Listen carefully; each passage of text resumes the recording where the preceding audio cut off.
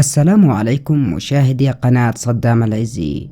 So 1, 2, 3, 4, 5, 6, 7, 8 and look. What? This is too hard, right? And look. في هذا الفيديو جئت لكم بالجزء العاشر لأكشف لكم أسرار أشهر 5 خدع سحرية قام بأدائها أذكى وأشهر السحرة العالميين وخدعوا بها العالم لسنوات طويلة، ومنها خدعة اختفاء الكروت من الطاولة. 3, 4, 5, 6, 7, 8 and look. Too hard, right? And look. وخدعة أكل قطعة المال. Look. Oh my god. ثم عودتها كما كانت. Oh my god. وخدعة قطع السيجارة إلى نصفين.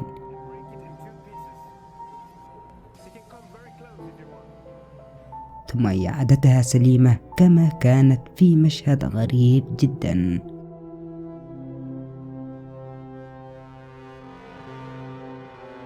هذه الخدعة العجيبة التي أدهشت كل من شاهدها. لكن قبل الفيديو ضع إعجابك بالفيديو لأراكم عدد الأشخاص المهتمين بكشف هذه الخدع. الخدعة الأولى خدعة أكل المال ثم إعادته كما كان. Look. Oh my god. Oh my god.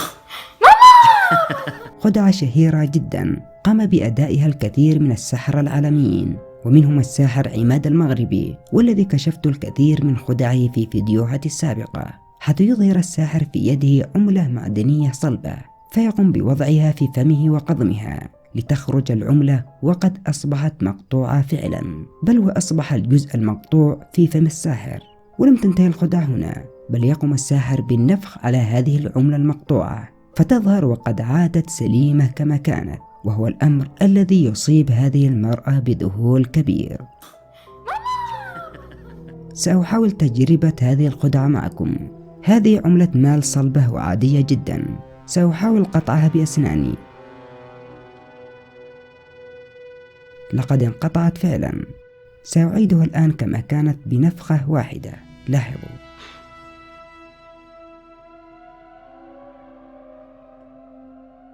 فكيف تمت هذه الخدعة؟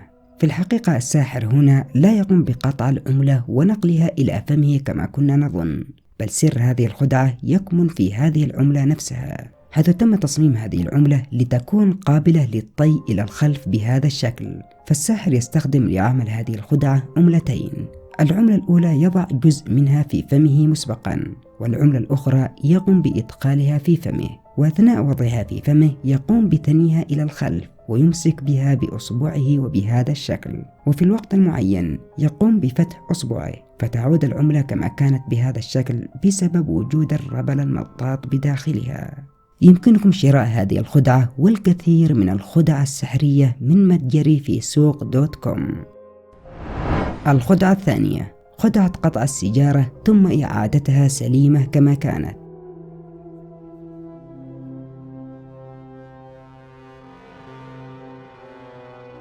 تعتبر هذه الخدعة واحدة من أقوى الخدع السحرية الجديدة التي يقوم بأدائها سحرة الشوارع، حتى يقوم الساحر بعرض سيجارة عادية في يده ويقوم بقطعها من المنتصف فتظهر السيجارة مقطوعة فعلا بيد الساحر. بعدها يحاول الساحر استرجاع السيجارة كما كانت، وفي هذه الأثناء تظهر لنا السيجارة أنها مقطوعة من المنتصف فعلا، ولكن الساحر يقوم بتحريك السيجارة بإصبعه فإذا بها تعود سليمة كما كانت ولا يوجد بها أي ضرر. فعلا تبدو الخدعة غريبة جدا، لكن دعوني أقوم بتجربتها معكم. هذه سيجارة سليمة، سأقوم بقطعها من المنتصف بهذا الشكل. الآن سأحاول إعادتها كما كانت. لا أعتقد أنها ستعود سليمة، لأنها كما يبدو لي قد انقطعت فعلا.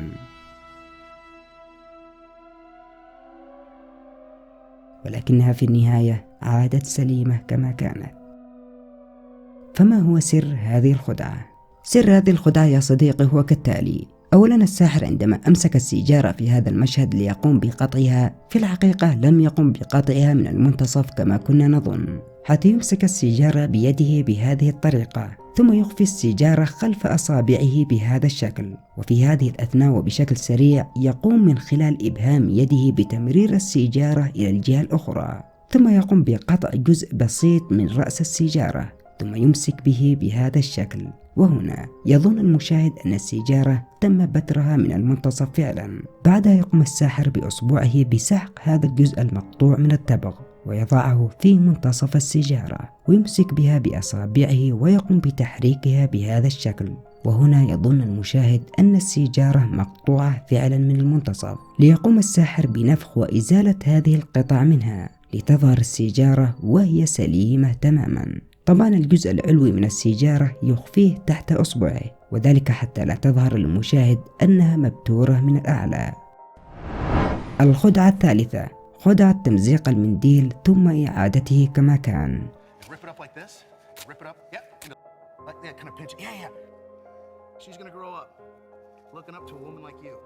خدعة مبهرة جدا رغم بساطتها، حيث قام بها الساحر جوندرون دوز، حيث أبهر بهذه الخدعة مذيعة البرنامج لتقوم بتقبيله أمام المشاهدين لإعجابها الكبير بهذه الخدعة.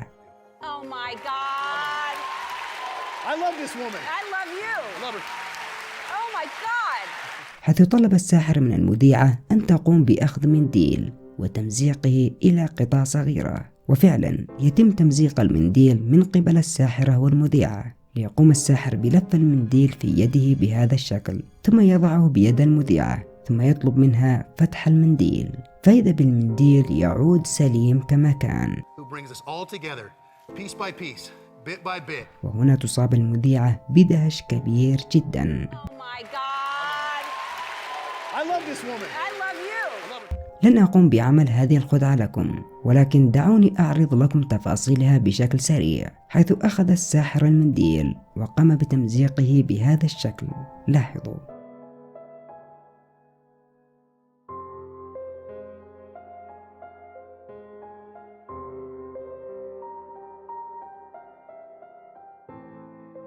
ثم قام بجمع قطع المنديل في يده وأعطاهم للمذيعة بهذا الشكل. قامت المذيعة بفتح المنديل فظهر سليم تماما، كما سيظهر لكم الآن هذا المنديل سليم تماما. فما هو سر هذه الخدعة؟ السر يا صديقي هنا هو أن الساحر كان يخفي منديل آخر تحت أصبع يده بهذا الشكل، وعندما أخذ المنديل الممزق قام بوضعه بجوار المنديل السليم ليظهر وكأنهما منديل واحد. وفي هذه الأثناء وبشكل سريع يضع المنديل الممزق في يده الأخرى ويرميه بشكل سريع إلى خلف الطاولة بهذا الشكل. لاحظوا في هذه اللحظة عندما وضع المنديل في أصابعه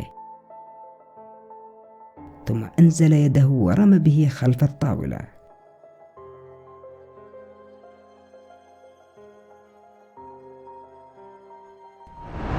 الخدعة الرابعة، خدعة اختفاء الكروت من الطاولة. 1 2 3 4 5 6 7 8 and look, this is too hard, right? And look. خدعة عجيبة وغريبة قام بأدائها الكثير من السحرة العالميين، ومنهم الساحر توكمي والساحر شين ليم والساحر إريك شين، والذي كشفت خدعهم في فيديوهاتي السابقة. حيث يأخذ الساحر الأوراق ويقوم بوضعها في الطاولة، ولكن الأوراق تختفي من الطاولة وتختفي من يده تماما. 7 8 and look, this is too hard, right?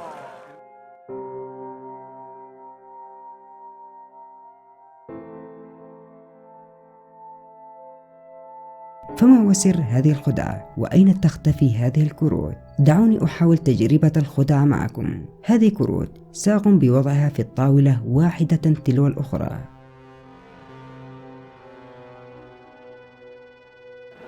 مش معقول ونص. فما هو السر؟ السر هنا يا صديقي هو أن الساحر يوهم المشاهدين أنه يضع الكروت في الطاولة، وفي الحقيقة الساحر يخفي الكروت خلف يده وخلف أصابعه بهذا الشكل. وفي النهاية يقوم الساحر برمي هذه الكروت إلى خلف الطاولة بهذا الشكل. لاحظوا في هذه اللحظة عندما رمى الكروت إلى خلف الطاولة، وهكذا يقوم السحرة برمي الكروت إلى خلف الطاولة ظنا منا أنهم يقوموا بإخفائها فعلا. في الختام، ما هي الخدعة التي أبهرتكم أكثر من بين كل هذه الخدع؟ شاركونا رأيكم في التعليقات.